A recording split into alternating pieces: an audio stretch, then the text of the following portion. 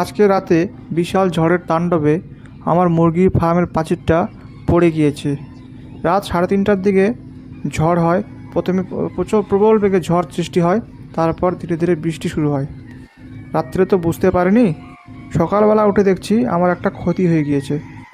প্রাচীরে যে পিলারগুলো দেওয়া ছিল সেই পিলারগুলো ভেঙে পড়ে গিয়েছে। এখানে আমি দিনের বেলা মুরগি ছাড়তাম, আজকে তো আর মুরগি ছাড়া হবেই না। লোকজন ডেকে নিয়ে এসে এটাকে আগে ঠিক করব, তারপরে মুরগি ছাড়ার ব্যবস্থা করব। আমার অন্যান্য ফার্মে তেমন কোনো ক্ষতি হয়নি, এই ফার্মের মুরগির কোনো ক্ষতি হয়নি, তবে প্রাচীরটা পড়ে গিয়েছে, এটাতেই একটু ক্ষতি হলো।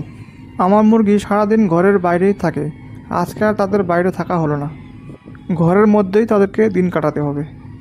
আমি ভাবতে পারিনি আমার এই প্রাচীরটি পড়ে যাবে। সকালবেলা এসে দেখি প্রাচীরটি পড়ে গিয়েছে, তখনই আমার মন খারাপ হয়ে গেল। সকালবেলা সমস্ত ফার্ম ভিজিট করে দেখি অন্যান্য ফার্মে তেমন কোনো ক্ষতি হয়নি, শুধু এটাই একটা ক্ষতি হয়েছে।